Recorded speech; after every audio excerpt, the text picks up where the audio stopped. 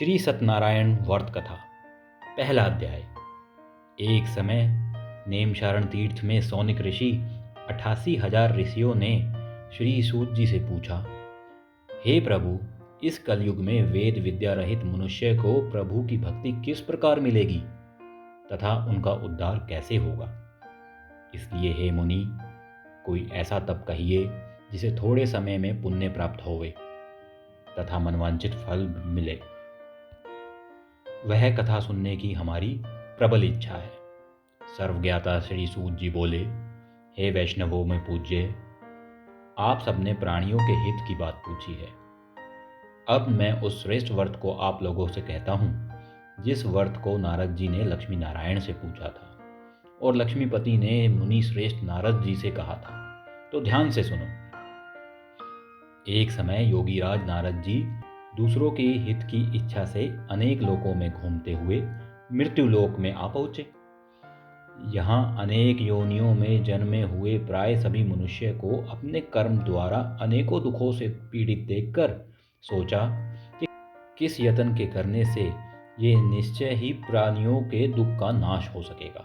ऐसा मन में सोचकर विष्णु लोक को गए। वहाँ श्वेत वर्ण और 4 भुजाओं वाले देव ने के ईश नारायण को देखकर, जिसके हाथ में शंख चक्र गदा और पद्म थे तथा वरमाला पहने हुए थे, स्तुति करने लगे। हे भगवान, आप अत्यंत शक्ति से संपन्न हैं। मन तथा वाणी भी आपको नहीं पा सकती। आपका आदि मध्य अंत नहीं है। निर्गुण स्वरूप सृष्टि के आदि भूत एवं भक्तों के दुखों को नाश करने वाले हो। आपको नमस्कार है। नारद जी से इस प्रकार की स्तुति सुनकर विष्णु भगवान बोले, हे मुनि श्रेष्ठ, आपके मन में क्या है? आपका आगमन किस काम के लिए हुआ है? निसंकोच कहो। तब नारद मुनि बोले, मृत्यु लोक में सब मनुष्य जो अनेक योनियों में पैदा हुए हैं, अपने अपने कर्मों द्वारा अनेक प्रकार से के दुखों से दुखी हो रहे हैं। नाथ, मुझ पर दया कर रखते हो तो यह बतलाइए कि उन मनुष्य के सब दुखों को थोड़ा सा यत्न करके कैसे दूर हो सकते हैं। भगवान बोले, हे नारद मुनि, मनुष्यों की भलाई के लिए तुमने बहुत अच्छी बात पूछी है। जिस काम के करने से मनुष्य मोह से छूट जाता है वह मैं कहता हूँ।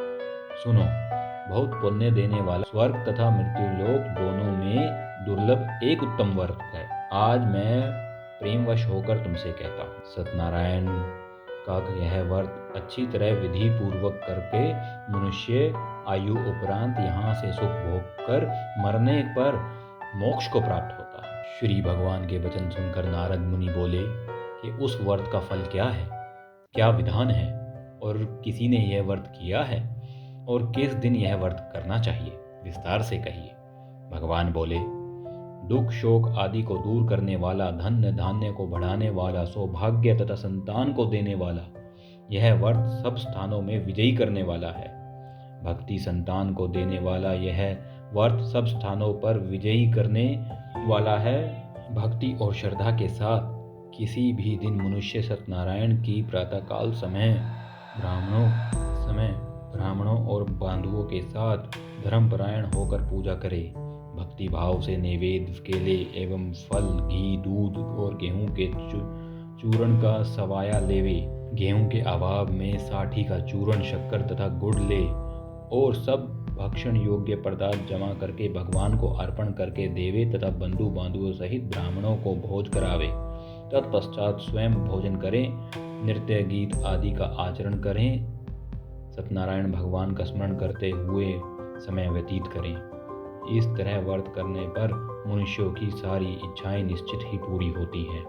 विशेषकर कली काल में भूमि पर यह मोक्ष का सरल उपाय है। दूसरा अध्याय। सूत जी बोले, हे ऋषियों, जिसने पहले समय में इस व्रत को किया है, मैं उसका इतिहास कहता हूँ। ध्यान से सुनो। सुंदर काशीपुरी नगरी में एक अत्यंत निर्धन ब्राह्मण रहता था।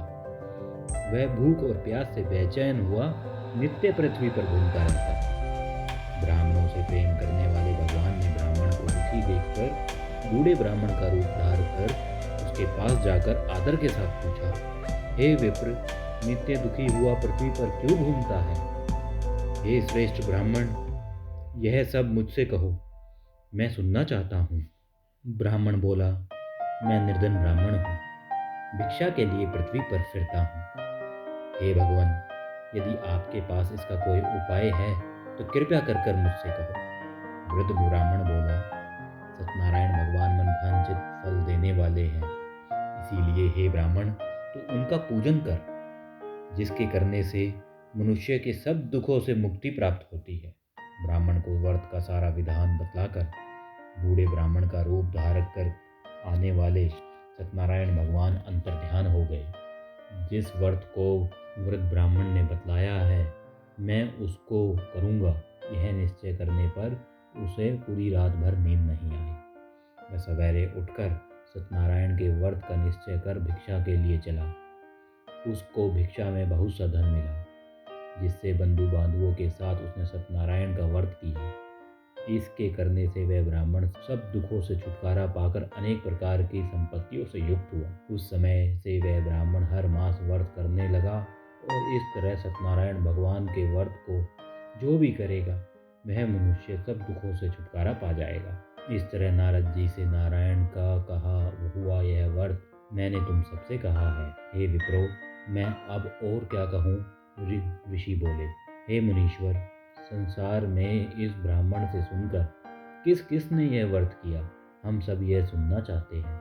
इसके लिए हमारे मन में श्रद्धा है। सूत जी बोले, हे मुनियों, जिसने यह व्रत किया है वह सब सुनो। एक समय एक ब्राह्मण धन और ऐश्वर्य के अनुसार बंधु बांधवों के साथ व्रत करने को तैयार हुआ। उसी समय लकड़ी बेचने वाला बूढ़ा आदमी आया और बाहर लकड़ियों को रख कर ब्राह्मण के मकान में गया। प्यास से दुखी लकड़हारा उनको व्रत करता देख ब्राह्मण को नमस्कार कर कर कहने लगा, आप ये क्या कर रहे हैं और इसे करने का क्या फल मिलता है? कृपया कर कर मुझसे कहो। ब्राह्मण ने कहा, सब मनोकामनाओं को पूर्ण करने वाला यह सत्यनारायण भगवान का व्रत है। इसकी ही कृपा से मेरे यहाँ धन्य धान्य आदि से की वृद्धि हुई है। ब्राह्मण से इस व्रत के बारे में जानकर लकड़हारा बहुत प्रसन्न हुआ। चरणामृत लेकर और प्रसाद खाने के बाद अपने घर को गया। लकड़हारे ने अपने मन में इस प्रकार का संकल्प किया कि आज नगर में लकड़ियाँ बेचने से जो धन मिलेगा उसी से वह सत्यनारायण देव का उत्तम व्रत करेगा। यह मन में विचार कर वह बूढ़ा आदमी लकड़ियों को अपने सिर पर रखकर जिस नगर में धनवान लोग रहते थे वह ऐसे सुंदर नगर में गया। उस रोज वहां पर उसे उन लकड़ियों के दाम पहले दिनों से चौगुने मिले। तब वह बूढ़ा लकड़हारा दाम लेकर और अति प्रसन्न होकर पक्के केले की पूली, शक्कर, घी, दूध, दही और गेहूं का आटा इत्यादि सत्यनारायण भगवान के व्रत की कुल सामग्री को लेकर अपने घर को आ गया। फिर उसने अपने भाइयों को बुलाकर विधि के साथ भगवान जी का पूजन और व्रत किया।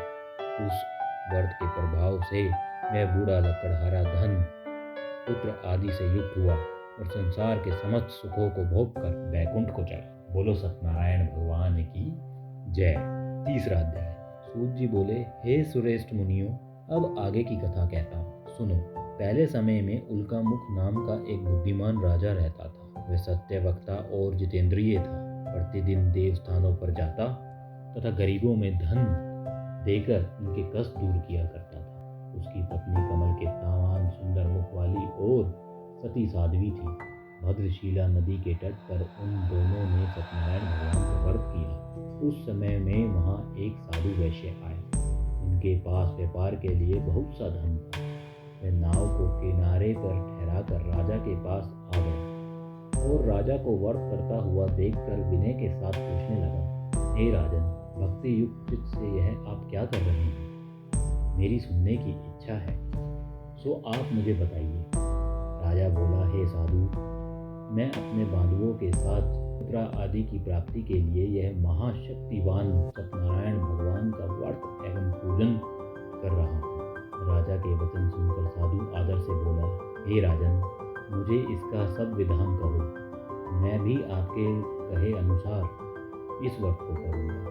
मेरे भी कोई संतान नहीं है और इससे निश्चय ही संतान होगी। राजा से सब विधान सुनने राजा से सब विधान सुन व्यापार से निवृत्त होकर आनंद के साथ घर गया। साधु ने अपनी स्त्री से संतान देने वाले उस वर्ष का समाचार सुनाया और कहा कि जब मेरे संतान होगी तब मैं इस वर्ष को करूँगा। साधु ने ऐसे वचन अपनी स्त्री लीलावती से कहे। एक दिन उसकी स्त्री लीलावती पत्नी के साथ आनंदित हो संसारिक धर्म में प्रवृत्त होकर सत्यनारायण भगवान की कृपा से गर्भवती हो गई तथा 10वें महीने में उनको एक सुंदर कन्या का जन्म हुआ। दिनों दिन वह इस तरह बढ़ने लगी जैसे शुक्ल पक्ष का चंद्रमा बढ़ता। कन्या का नाम लीलावती रखा गया। तब लीलावती ने मीठे शब्दों में अपने पति से कहा कि जो संकल्प किया था कि भगवान का व्रत करूँगा अब उसे आप करिए। साधु बोला, हे प्रिय, इसके विवाह पर करूँगा। इस प्रकार अपनी पति को आश्वासन देकर वह नगर को गया। कलावती प्रतिगृह में वृद्ध को प्राप्त हुई और साधु ने जब नगर में सखियों के साथ अपनी पुत्री को देखा तो वह तुरंत राजदूत बुलाकर कहा कि पुत्री के वास्ते कोई सुयोग्य वर देख कर लाओ। साधु की आज्ञा पाकर दूत कंचन नगर पहुंचा। वहां पर बड़ी खोज कर देखभाल कर लड़की के लिए सुयोग्य वाणिक पुत्र को ले आया। उस सुयोग्य लड़के को देखकर साधु ने अपने बंधु बांधवों सहित प्रसन्नचित अपनी पुत्री का विवाह उससे कर दिया। किंतु दुर्भाग्य से विवाह के समय भी वह उस व्रत को करना भूल गया। तब श्री भगवान जी क्रोधित हो गए और श्राप दिया कि तुम्हें दारुण दुख प्राप्त होगा। अपने कार्य में कुशल साधु बनिया जमाता सहित समुद्र के समीप स्थित रत्नापुर नगर में गए और वहां दोनों सास ससुर जमाई चंद्रकेतु राजा के नगर में व्यापार करने लगे। एक रोज भगवान सत्यनारायण की माया से प्रेरित होकर कोई चोर राजा का धन चुराकर भागा जा रहा, किंतु राजा के दूतों को आता देख चोर ने घबराकर भागते हुए राजा के धन को चुपचाप रख दिया जहां पर वह ससुर जमाई ठहरे हुए थे। जब राजा के दूतों ने वह साधु वैश्य के पास जाकर राजा का धन रखा देखा तो वो दोनों को बांध कर ले गए और प्रसन्नता से दौड़ते हुए राजा के समीप जाकर बोले, यह दो चोर हम पकड़ कर लाए हैं, कृपया आज्ञा दें। तब राजा की आज्ञा से उन्होंने कठोर कारावास में डाल दिया गया और उनका सब धन छीन लिया गया। सत्यनारायण भगवान के श्राप द्वारा उसकी पत्नी भी घर पर बहुत दुखी हुई और घर पर जो धन रखा था चोर चुरा कर ले गए। शारीरिक एवं मानसिक पीड़ा तथा भूख प्यास से अति दुखी हो अन्न की चिंता में कलावती एक ब्राह्मण के घर गई। वहां उसने सत्यनारायण भगवान का व्रत होते देखा, फिर कथा सुनी तथा प्रसाद ग्रहण कर रात को घर गई। माता ने कलावती से कहा, हे पुत्री, अब तक कहाँ रह गई थी और तेरे मन में क्या है? कलावती बोली, हे माता, एक ब्राह्मण के घर सत्यनारायण भगवान का व्रत देखा। कन्या के वचन सुनकर लीलावती भगवान के पूजन की तैयारी करने लगी। लीलावती ने परिवार और बंधु बांधवों सहित श्री सत्यनारायण भगवान का पूजन किया और वर मांगा कि मेरे पति और दामाद शीघ्र आ गए तथा ऐसी प्रार्थना की कि हम सबका अपराध क्षमा करें। सत्यनारायण भगवान इस व्रत से संतुष्ट हो गए और राजा चंद्रकेतु को संत ने दर्शन देकर कहा कि हे राजन, दोनों वैश्य को प्रातः होते ही छोड़ दो और उनका सब धन जो तुमने ग्रहण किया है दे दो, नहीं तो मैं तेरा धन, राज्य, पुत्र आदि सब नष्ट कर दूंगा। राजा से ऐसे वचन कहकर भगवान अंतर्ध्यान हो गए। प्रातःकाल राजा चंद्रकेतु ने सभा में अपने स्वप्न सुनाया। फिर दोनों वैनिक पुत्रों को कैद से मुक्त कर सभा में बुलाया। दोनों ने आते ही राजा को नमस्कार किया। राजा ने मीठे वचनों से बोला कि हे मनुभावों, भावी वश ऐसा कठिन दुख प्राप्त हुआ, अब तुम्हें कोई भय नहीं। ऐसा कहकर राजा ने उनको नए नए वस्त्र आभूषण पहनाए तथा उनका जितना धन लिया था उससे दुगना धन देकर आदर सहित विदा किया। दोनों वैश्य अपने घर को चल दिए। बोलो सत्यनारायण भगवान की जय। चौथा अध्याय। सूत जी बोले कि वैश्य ने मंगलाचार करके यात्रा आरंभ की और अपने नगर को चला। उनके थोड़ी दूर निकलने पर ही दंडी वेशधारी सत्यनारायण भगवान ने उनसे पूछा, हे साधु, तेरी नाव में क्या है? अभिमानी वैनिक हंसते हुए बोला, हे डंडी, आप क्यों पूछते हो? क्या धन लेने की इच्छा है? मेरी नाव में तो बेल और पत्ते भरे हैं। वैश्विक के कठोर वचन सुनकर भगवान ने कहा, तुम्हारा वचन सत्य हो। डंडी ऐसे कहकर वहां से दूर चले गए और कुछ दूर जाकर समुद्र के किनारे बैठ गए। डंडी के जाने पर वैश्य ने नित्य क्रिया करने के बाद नाव को ऊंची उठी देखकर अचंभा किया और नाव में बेल पत्ते आदि देखकर मूर्छित होकर जमीन पर गिर पड़ा। फिर मूर्छा खोलने पर अत्यंत शोक प्रकट करने लगा। तब उसका दामाद बोला कि आप शोक ना करें, यह डंडी का श्राप, अतः उनकी शरण में चलना चाहिए, तभी हमारी मनोकामना पूर्ण होगी। दामाद के ऐसे वचन सुनकर साधु वैनिक डंडी के पास पहुंचा और अत्यंत भक्तिभाव से नमस्कार करके बोला, भगवान, आपकी माया से मोहित ब्रह्मा आदि भी आपके रूप को नहीं जानते, तब मैं अज्ञानी कैसे जान सकता? आप प्रसन्न होइए, मैं सामर्थ्य के अनुसार आपकी पूजा करूंगा, मेरी रक्षा करो और पहले के समान नौका में धन भर दो। उसके भक्ति युक्त वचन सुनकर भगवान प्रसन्न हो उसकी इच्छा अनुसार वर देकर अंतर्ध्यान हो गए। तब उन्होंने नाव पर आकर देखा कि नाव धन से परिपूर्ण है। फिर वह भगवान सत्यनारायण का पूजन कर साथियों सहित नगर को चला। जब अपने नगर के निकट पहुंचा तब दूत को घर भेजा। दूत ने साधु के घर जाकर उसकी स्त्री को नमस्कार कर कहा कि साधु अपने दामाद सहित इस नगर के समीप आ गए हैं।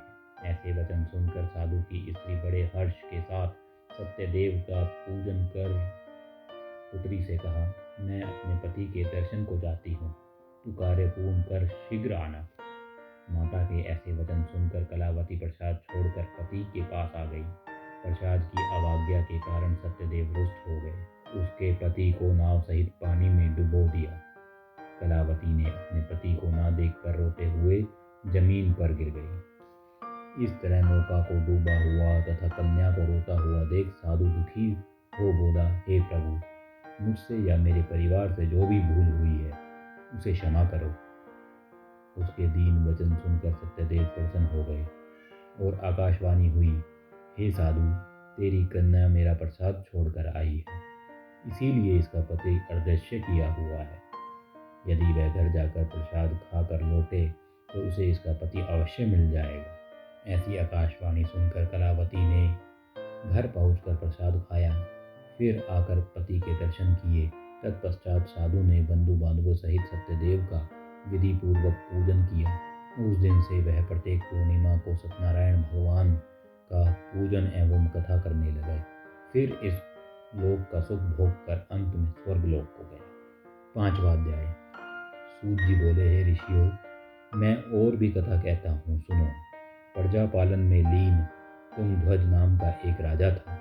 उसने भी भगवान का प्रसाद त्याग कर बहुत दुख पाया। एक समय वन में जाकर वन्य पशुओं को मारकर बड़े बड़ के नीचे आया। वहाँ उसने ग्वालों को भक्ति भाव से बांधवों सहित सत्यनारायण जी का पूजन करते देखा। अभिमानवश वह वहाँ नहीं आया और ना ही नमस्कार किया। जब ग्वालों ने भगवान का प्रसाद उसके सामने रखा तो वह प्रसाद त्याग कर अपनी सुंदर नगरी को चला गया। वहीं उसने अपना सब कुछ नष्ट पाया तो वह जान गया कि ये भगवान ने किया। तब वह विश्वास कर ग्वालों के समीप गया और विधि पूर्वक पूजन कर प्रसाद खाया तो सत्यदेव की कृपा से पहले जैसा था वैसे ही हो गया और फिर दीर्घ काल तक सुख भोग कर मरने के बाद स्वर्गलोक को गया।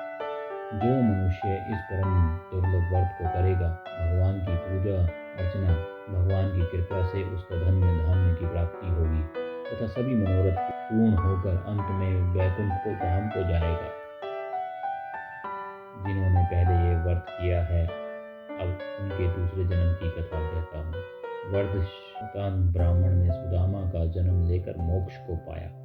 उल्कामुख नाम के राजा दशरथ होकर बैकुंठ को प्राप्त हुआ। साधु नाम का वैश्य मोरध्वज बनकर अपने पुत्र को आरे से चीर कर मोक्ष को प्राप्त। महाराज तुंगध्वज ने स्वयंभू होकर भगवान में मुक्ति युक्त कर्म कर मोक्ष प्राप्त। बोलो जी सत्यनारायण भगवान की जय।